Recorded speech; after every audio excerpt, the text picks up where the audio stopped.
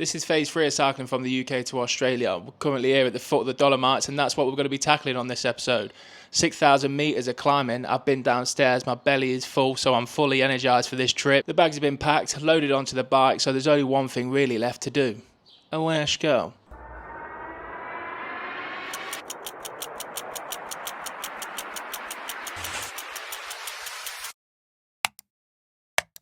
So there's 3 passes that we're going to be heading up. We're going to be going up the Sella Pass, where we'll get to the foot of today. We're going to go up the Pordoi Pass and also the Paso Giau, which I cannot wait for. I'm super excited to get there because it is an incredible view. Also, we're going to be heading into the bougie town that is Cortina before we head down to Udine. So we're back on the bike where we need to be. It's been a minute. It's been about 3 days, to be honest with you. It's been an enjoyable 3 days. It was getting towards the end of it though. On the last day, I was really fancying getting back out on the bike, but it's important to rest these legs, especially going over the mountains that we're going to be going over in the next few days, and what we went over before as well. Left out a little bit late today, but listen, we've only got a 90-kilometre cycle, so it's not too bad. Get to the foot of the Sella Pass, where we're going to be heading up to tomorrow. Today we're going to be heading through the Bolzano area, so I'm going to check out a few shops around there. I've just realised the past few days I've been trying to get my drone out, but for some reason it doesn't seem to work, so I might have to look for a replacement drone. See how much that's going to set me back, if I've got the pennies for it or if not. But it did kind of annoy me going through the Swiss Alps that I couldn't get my drone out. But it is what it is. That's life sometimes. At the minute we're going through these beautiful apple farms, so I can complain all I want about something that's materialistic, but look where we are.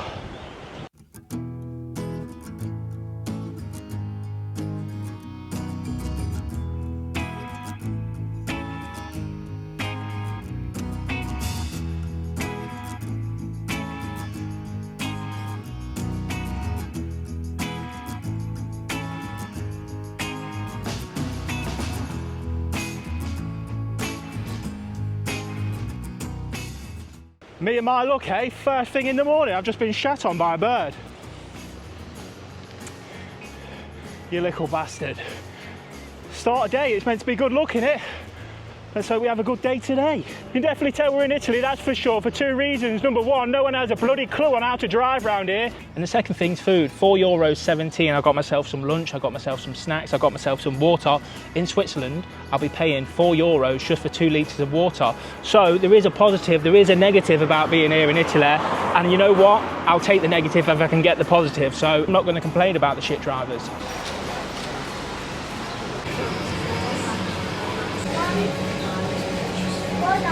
So just got to the Bolzano area. I've been looking for a drone, and yeah, they're pretty expensive. You're looking at about £1,100 for the combo pack, what I'm looking for. So I guess I won't be getting one of them anytime soon, but I did manage to get myself some gelato, first gelato here in Italy.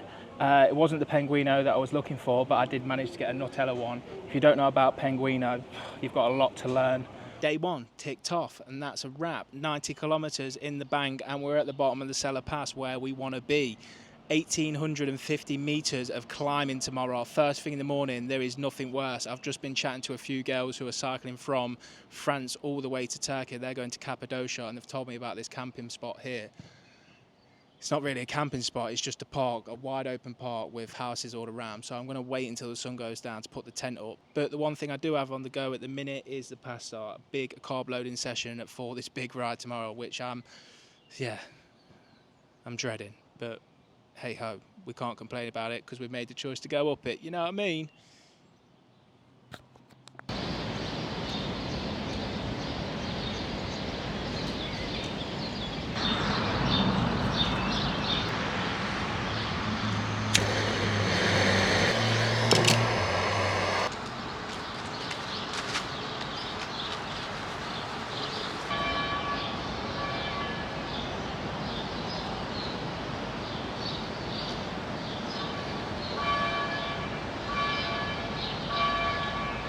Morning.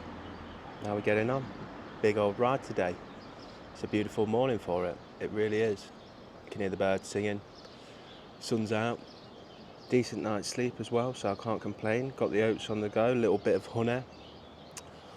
And yeah, ready to tackle this day. I was going to get up early morning and get on the road as soon as, but I'm not rushing. I'm not rushing. I don't want my legs to be in bits. I don't want to put myself in a bad mood. So I know it's going to be a tough day today, so slowly get into it.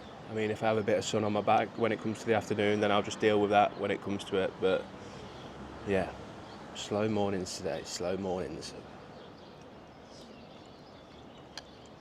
So we're now on the Sella Pass, and I've just had like a flood, and I mean a flood of memories come by from last year when I was tackling it. Around about 11 months ago, I tackled this same pass on my first bikepacking trip from the UK to Athens, and I remember coming up this hill right here, and my legs were burning, and I mean burning pretty bad, to the point that I had to stop the bike, change the seat, lift it up a little bit, and it sorted all my problems. Pretty similar to what happened in the last episode in Switzerland. But bringing back all them memories put me in a good mood for today. Hopefully it continues, because it is a beautiful one.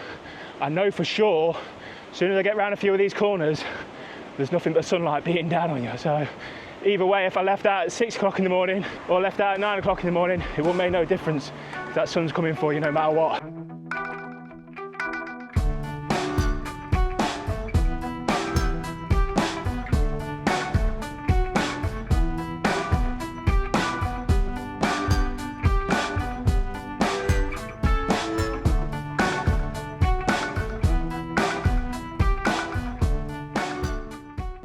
That first half has ripped me right off. 19 kilometers in, still got another 13 to go, I think.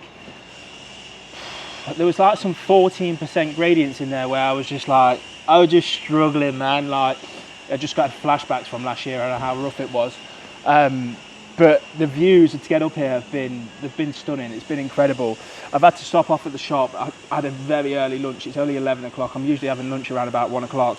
But I've got myself some bread, small size Philadelphia cheese, which is going to give me the power to get up on this last 13 kilometers of what I've got left to do, and then enjoy the views at the top. I'm debating whether to go up to Pordoi. I think it's called Pordoi. Pordoi.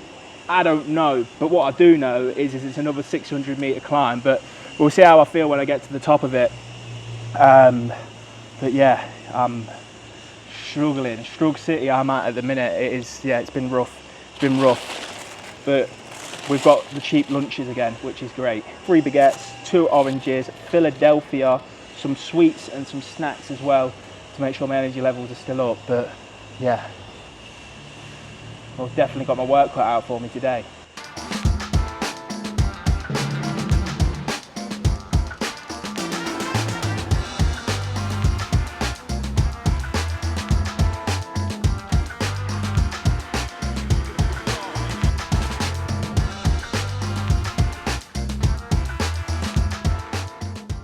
I know I might complain a lot, but in all honesty, do not listen to a word I say, because I am loving every last minute of this at the minute.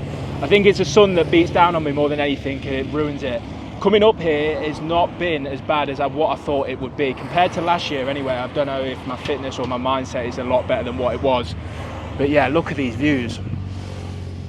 This is why the Dolomites is goated all over the world. I think it's my #1 spot to come cycle. It's just, yeah, it's incredible. So we're not too far off the top now. We've got about another 400 meters in elevation over the space of another 5 kilometers. So it shouldn't be too bad. Taking in these moments and enjoying sights like this is definitely what it's all about. So whenever you hear me moaning again, just remember deep down that I am actually loving it. Sella Pass ticked it off twice, 2,200 metres in elevation. Can you believe it? Look at the views. The views are like this, 360 all the way round. And as you went further up on this pass, the views just kept getting better and better. I think this is my favourite pass that I've ever been up, just for the views alone. It's incredible. I have decided to do the Pordoi Pass, which is another 400 metres in elevation. Not right away, because we've got to do the one thing that every cyclist loves doing, and that is dropping down on this bad boy. So let's get onto it, because it is getting a bit late. I say late, it's only 5 o'clock, but who knows how long it's going to take me to get up the Pordoi.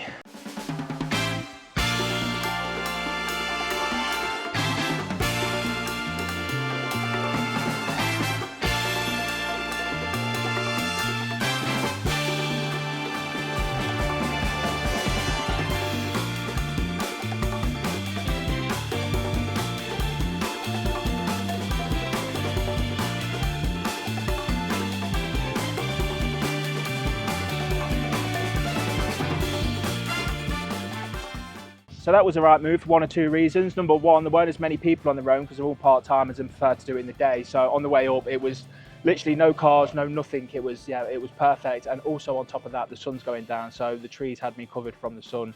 So it was pretty shady on the way up. I didn't really get off the bike too many times as well, even though it was a bit of a small climb, only 400 meters. But it is a beautiful climb to come up.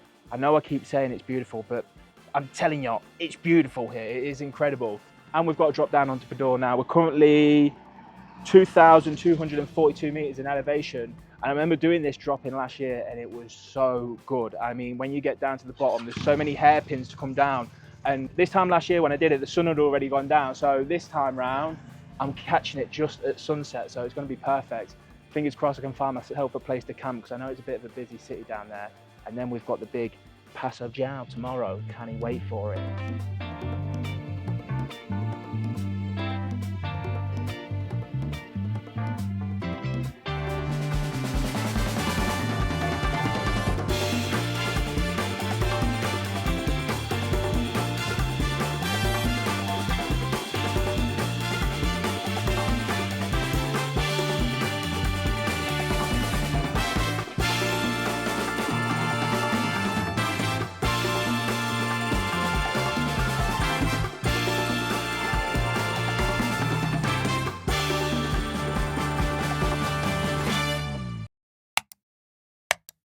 It's crazy how you could be having the best day of your life and then the next day is absolutely terrible. It's just the highs and the lows of it all, I guess. I mean, I struggled to find a campsite last night. Well, not a campsite, a wild camping spot.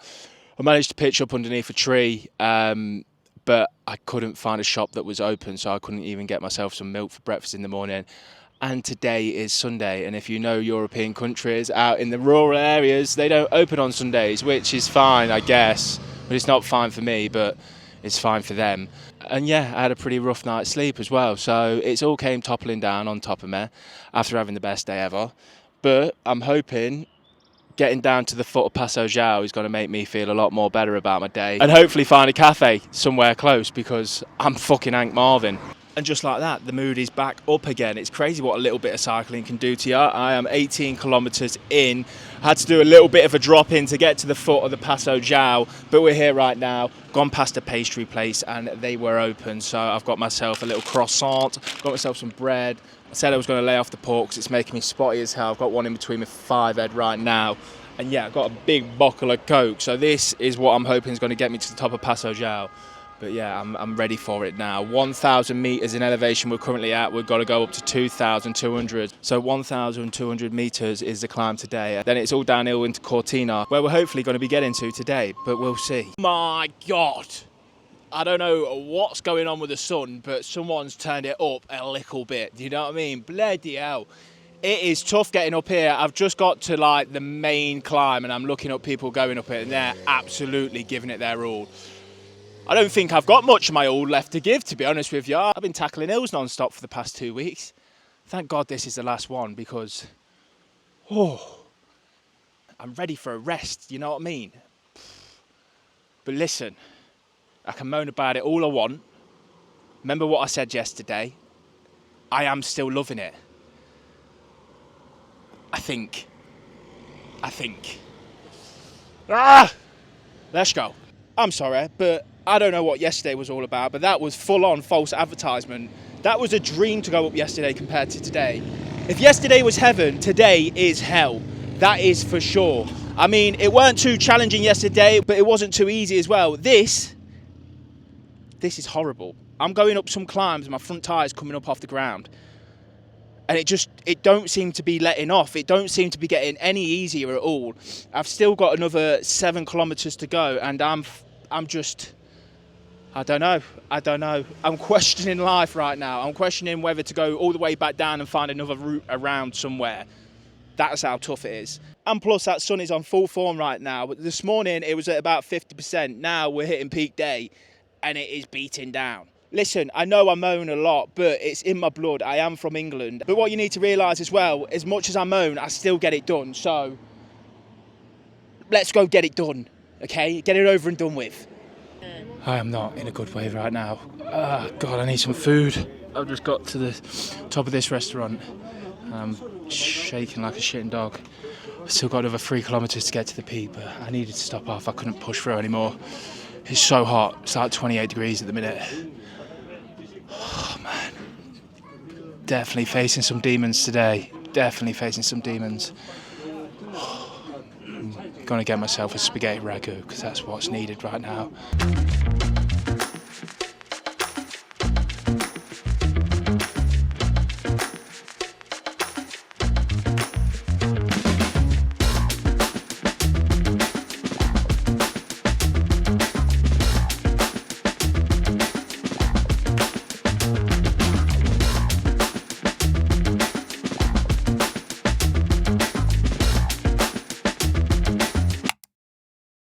I can't tell you how hard that was. I thought I was coming up a different way compared to the way that I went up. Last year when I was here, I was actually just hiking here, and I seen people cycling up that way, and I was like, they're daft for doing that. And I didn't realise I was cycling up that way until I got to like the last 2 hairpins. I think there's like 29 hairpins in total. Oh man. I'm just going to lay horizontal here for a good few hours. I'm going to try and get in 100 kilometres a day. We're currently on 30 kilometres, but all the work we've just put in, we get a little treat by dropping in. So I'm hoping to do 70 kilometres in about 3 hours. So I'm going to give myself till late afternoon to chill here, enjoy the views, take it all in. I mean, this is perfect. I probably won't move from this spot. And yeah, I'll see you down at the bottom.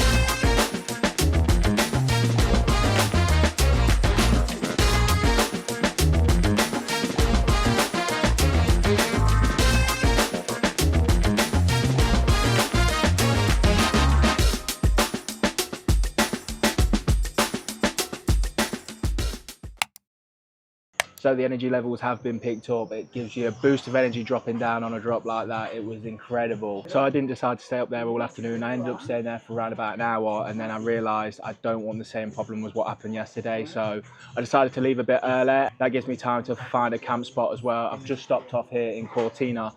Right little bougie place, a lot of bougie shops going off around here. Stopped off for an ice cream as well, probably the worst ice cream that I've ever had in Italy. So it doesn't matter how bougie the place is, if your ice cream is shit, then in my eyes the place is shit. They also hosted the Winter Olympics here a few years back, and they've got another game thing going on over there.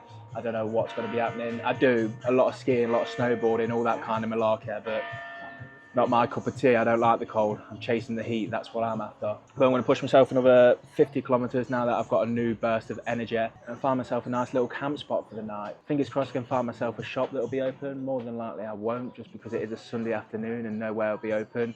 Maybe if I can find a garage, fingers crossed, and they'll have some milk in there. Because if not, I'm going to have to wait till tomorrow for the supermarkets to open, which ain't a bad shout. I would like to have some brekkie as soon as I wake up. Morning, morning. How are we getting on?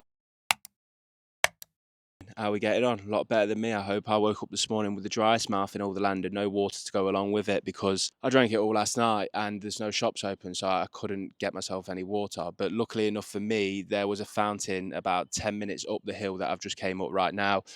So I'm H2'd up out my mind. But another thing that I couldn't get was any food. So that is going to be the first main mission of today, and that is finding myself some food. The other mission is finding myself some Penguino ice cream. I am not leaving Italy without any Penguino ice cream because it is the bee's knees of all ice creams out there. And number 3, I want to find myself a nice little lake to jump into. I've been going past them and seeing a lot of people having a dip in the lake, so I want to do that as well. Oh. Talk about making me work for me bloody food. I've just had to do a 400-metre climb to get up to the top. Starving, my belly was rumbling, but I managed to find a shop. Not much of a shop, but just enough of the essentials. And when I say essentials, I just mean milk and chocolate wafers. They just had like pasta and biscuits and things in there like that. So yeah, that's okay. Mission number 1 has been ticked off. Now it's on to mission number 2. Which one it is, I don't really care. Either me finding a lake or finding a penguino. But for right now, I'm going to enjoy my chocolate wafer breakfast.